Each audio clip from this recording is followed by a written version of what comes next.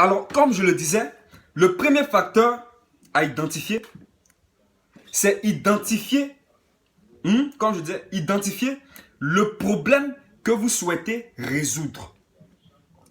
Identifier le problème que vous souhaitez résoudre. Tu veux vendre un produit qui n'est pas demandé, qui n'est pas recherché. Un produit qui n'a même pas de valeur en fait. Mais c'est pas la peine. C'est pas la peine. Donc le premier facteur, c'est d'identifier le problème.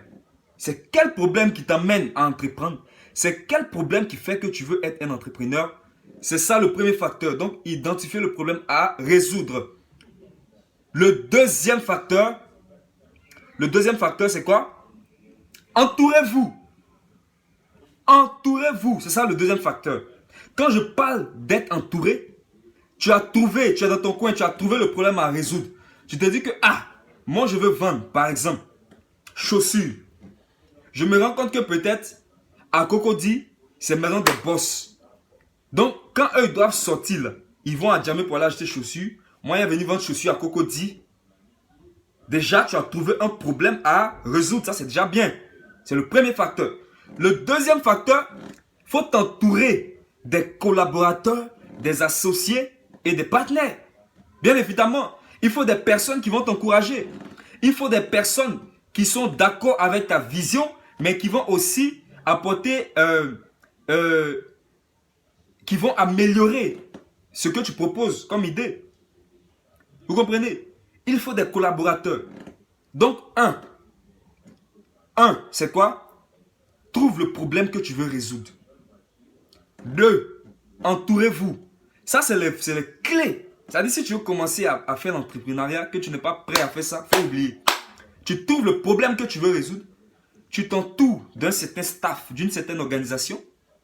Et le troisième facteur, c'est quoi? On dit test and learn. Tu émets des hypothèses. Tu émets des hypothèses. On dit élaborer des hypothèses et tester-les. Acceptez de vous tromper, bien évidemment, et réessayer. Parce que quand on se trompe, on apprend. Celui qui échoue apprend quelque chose. Comme on le dit, un entrepreneur, j'échoue jusqu'à ce que je réussisse. Donc, quand vous vous trompez, n'ayez pas horreur de vous tromper. Je suis désolé.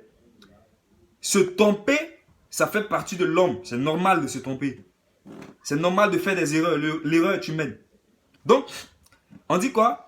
Améliorez votre entreprise avec vos idées que vous soumettez aux autres pour faire évoluer l'entreprise, tout simplement. Vous comprenez? Donc, test and learning. Ça, c'est en anglais. Test, il faut émettre des hypothèses. Learning, c'est apprendre.